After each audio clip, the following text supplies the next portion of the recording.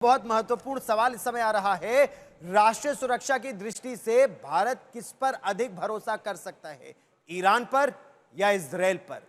अगर हम विपक्ष के समर्थकों की बात करें तो 38.1% समर्थकों का कहना है कि ईरान पर भरोसा कर सकते हैं। 37.5% ये विपक्ष के ही हैं जो कह रहे हैं इजरायल पर भरोसा कर सकते हैं। दूसरी तरफ अगर हम एनडीए के समर्थकों की बात करें तो महज 18.3% का कहना है कि ईरान पर, 56.4% इजरायल को और भरोसेमंद मानते हैं।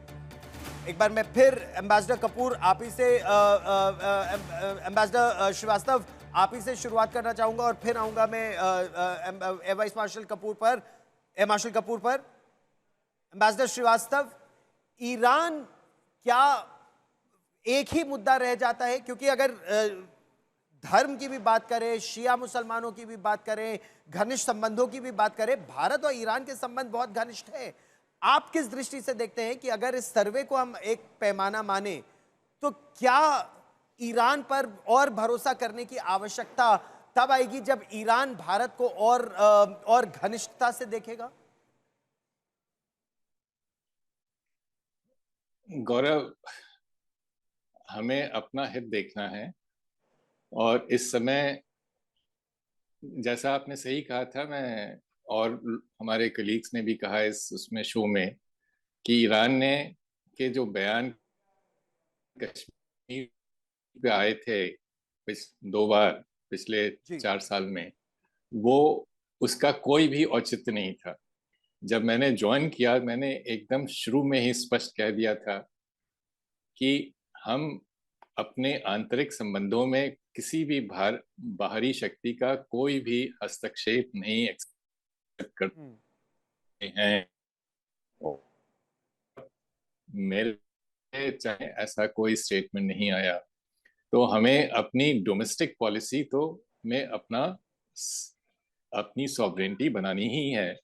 जहां तक जो एक्सटर्नल पॉलिसी है, उसमें एक पुरानी कहावत अंग्रेजी में है, our differences end at water's edge, कि जी विदेश नीति को हम अपने आंतरिक जो डिफरेंसेस हैं उसके दृष्टिकोण से हमें नहीं देखना चाहिए। ठीक। हमें अपना कंसेंसस प्रेजेंट करना चाहिए। और पहलगाम के बाद जो बड़ी अच्छी चीज वो सामने आई वो यही थी कि जितने भी वर्ग, जितने भी धर्म और जितनी भी पार्टी थी, सब ने एकजुट के स्टैंड लिया पाकिस्तान और टेररिज्म के अब खिलाफ।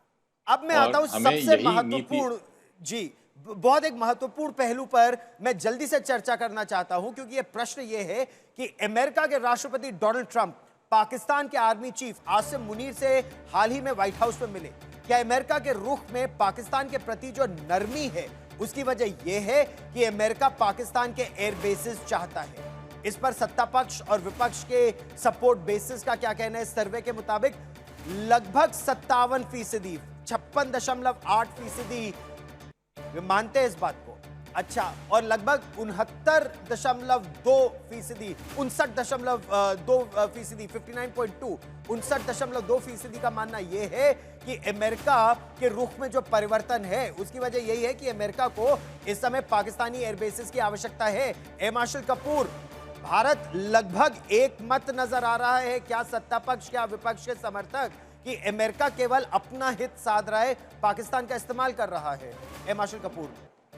बिल्कुल आप सही कह रहे हैं। इसमें जब आसिम मुनीर को लंच पे बुलाया गया है तो कहीं ना कहीं वो 4 दिन वहां रहे हैं, सारी चीजें खुल के बात की गई हुई।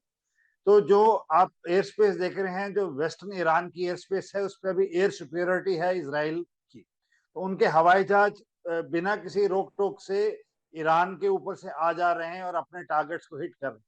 जहाँ इस टाइम पे ईरान फोर्टिफाइड है, जहाँ उनके असेट्स अभी हैं वो उनके पूर्वी दिशा में on the eastern side, and वो पाकिस्तान से सटा हुआ है। और कई सारे शिया सुन्नी जो वॉरियर्स हैं दोनों साइड से, जो बलूचिस्तान की लड़ाई लड़ रहे हैं और जो इस एरिया में सिस्तान में लड़ रहे हैं, वो एक दूसरे की तरफ है। तो कहीं ना कहीं इन दोनों देशों में, ईरान में और पाकिस्तान में, इस चीज को लेके।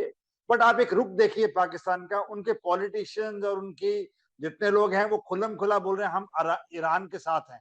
हम तो जनरल मासेस और पब्लिक के लिए वो एक फेस है जो कि कह रहा है कि हम ईरान के साथ हैं, और दूसरी तरफ क्वाइटली जाके आसिम मुनीर अमेरिकन प्रेसिडेंट से मिलते हैं। और जहां तक मेरी सहमति है, इफ पुश कम्स टू शव, अगर अमेरिका डायरेक्टली इन्वॉल्व होना चाहता है, जो कि डोनाल्ड ट्रंप के एक ट्वीट से पता चला है कि 10 या 14 दिन वेट करना चाहते हैं, तो अगर जब भी नीति आती है, जब उनको लगता है कि हमें पाकिस्तान के एयर बेसिस या फैसिलिटीज को यूज करना पड़ेगा, तो मेरी समझ से पाकिस्तान उनको अलाउ कर देगा। इसका मतलब जनरल सिन्हा ऐसा सगा नहीं जिसे पाकिस्तान ने ठगा नहीं, मतलब धर्म के नाम पर वो ईरान का बिरादर मुल्क होने का दावा करता है लेकिन अपने एयरबेसेस अमेरिका को दे देगा ईरान के खिलाफ। देखिए, अभी भी अमेरिका के एयर बेसिस, यदि ये आप मान के चलिए, नीचे के नूर खान का तो बेस का अभी बहुत सारी पाकिस्तान से खबर आ रही है जो अमेरिकन एसेट्स हैं। इसके अलावा नीचे की तरफ आप जाइए कराची से ऊपर, तो वहाँ पर भी जितने F-16s हैं वहाँ पर उनके बेसिस हैं और वो उसको यूज़ करता रहा। यदि आप सेंट्रल कमांड के इनके चीफ को सुनेंगे तो he saying Pakistan is a phenomenal partner, और ये जो उनका है कि most favoured nation out of the NATO, ये पाकिस्तान है। मेरा ये नहीं मानना है कि उसको एयर बेस लेने के लिए उनको आसिम मुनीर की ज़रूरत हो और उनको वाइट हाउस में लंच खिलाने की ज़रूरत हो।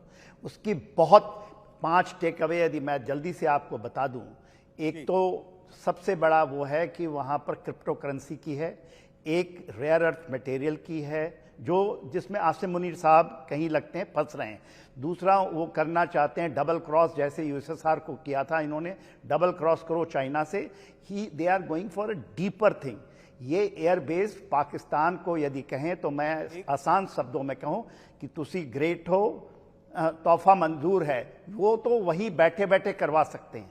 देखिए बात आसिम मुनीर को क्यों लेकर के गए, पूरी साइडलाइन कर दी पॉलिटिकल हेड्स को।